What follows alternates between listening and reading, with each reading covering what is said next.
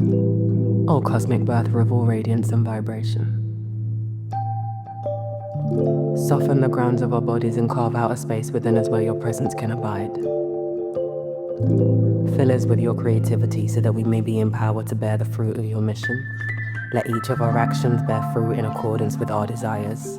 Endow us with the wisdom to produce and to share what each being needs to grow and to flourish. Untie the tangled threads of destiny that bind us as we release others from the entanglement of past mistakes. Do not let us be seduced by that which would divert us from our purpose, but illuminate the opportunities of the present moment. For you are the ground, the truthful mission, the birth, the power and fulfillment as all is gathered and made whole again, and so it is. I am tired of living violently. Desires rise inside of me to be explored or not. Not my will, but yours be done. Present, patiently waiting, deep listening to the messages carried in my moods, I am still here for you to use.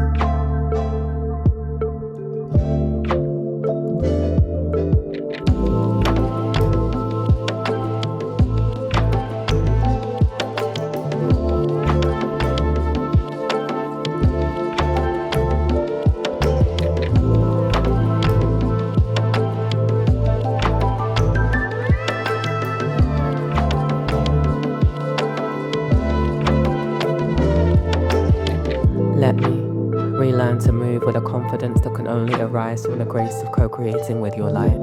Learning to pause long enough to be shown a healthier course, cause who needs to break down doors when you can walk through walls when one is no longer solid.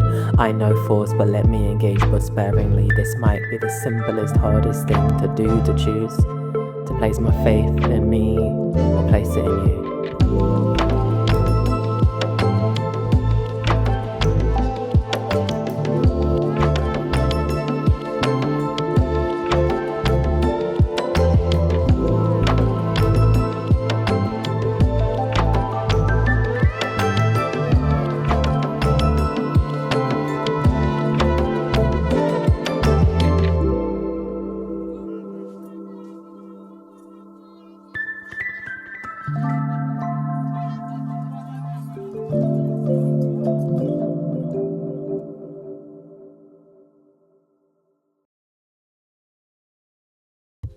This piece that you heard at the beginning came in kind of like two parts. The first piece is a translation, or considered to be the original Aramaic translation of the Lord's Prayer. Somebody reached out to me randomly out the blue, somebody I met from the dub scene in Birmingham many moons ago, over a decade I think. They messaged and said something to the effect of, I really feel that I should just send this to you. I don't know why the person sent me this, but it was really timely. And the translation of the Lord's Prayer absolutely blew me away because it was so close to how I felt about life, purpose, all of the things. And a lot of the reggae that I've been listening to since I was a child, and even over the last couple of years, has now just really recently started to feel very more poignant. I don't know if that's the word I'm looking for, but just it's hit differently to the point I'll be listening to it and I'm having tears streaming down because everything's just hitting differently. And of course I've always known that they were as restas, essentially singing scripture, songs of praise.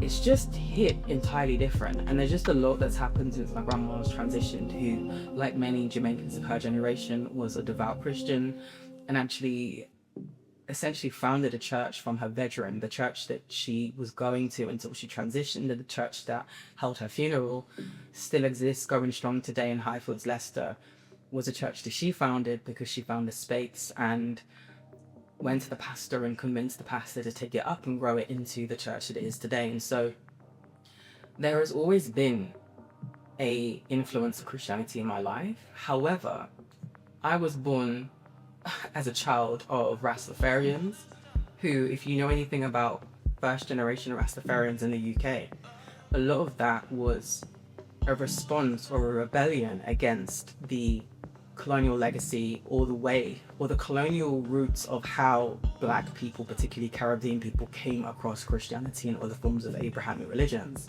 Although I've just said that my parents are Rastafarians, they themselves have never called themselves that. Although if you look at my dad, who has dreadlocks down to the ground and a long beard, and you wouldn't look at him and not think that.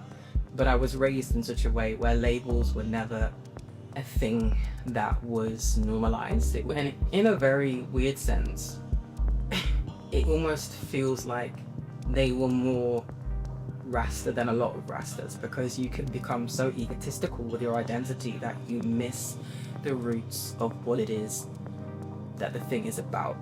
And I feel that that goes with every kind of religion or spiritual sect, whether it's Christianity, Rastafari, Hinduism, Islam, whatever it is. You can get to a point where the label and the ideals and the dogma and the doctrine become the thing that you worship, rather than the energy and the message of what it is that lies at the roots. And I do believe that at the roots of all of these things is one source, is God, and that these are different expressions, cultural expressions, identity expressions of that one truth. Everything we're exposed to that focuses on the yang, dominant culture, the externalization, material, what is seen, what is felt, what can be touched, we lose touch with the unseen, and that which cannot be touched, that which cannot be grasped, that which cannot be felt. And we become, in a way, very reliant on the things that actually have no real care or respect or love for our growth. And although I do not still identify with any religion, including Christianity, I feel like scripture is becoming much more important to me. And I also feel like a lot of other people are going through a similar thing. It's not just me and the synchronicities I've had around the problem I was transitioning, but just I feel like the world needs it right now. And when we talk about the second coming of Christ, that really is us. That is us responding to the chaos that we're seeing in the world, and talks of war, rumors of war, and nuclear war, and all of this bullshit, and deciding to opt out as much as we can, and opt out by deciding to live a non-violent life, deciding to recognize that we have to co-create with each other and co-create the source, and ask permission and listen deeply to what is being asked of us from each other, from nature, from the music that we're co-creating with, from the people we're collaborating with. Just be patient and move more soft, because the minute we move and decide to put the ego first, and we say, I have a desire and I'm going to make it happen no matter what, that's violence.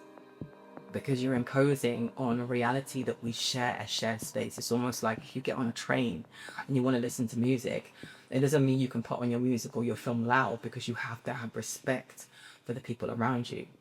That's what ego does, and that's behaving like a child, thinking that what you desire should prevail over anybody else's desires. And this is what we're seeing with Israel and Palestine.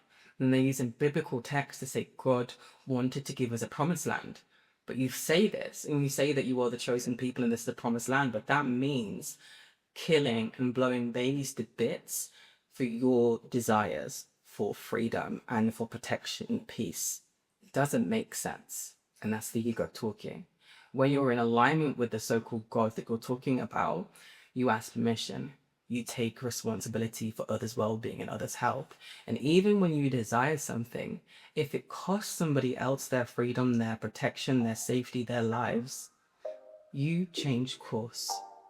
You change course because you are fluid, because you are soft, because you are like water, because you are nurturing, and you realize that part of being a human is sharing space and having consideration for other people, other beings, is included in the nature that is around us, placing God, placing source, placing Christ or Christ consciousness at the forefront of everything we do.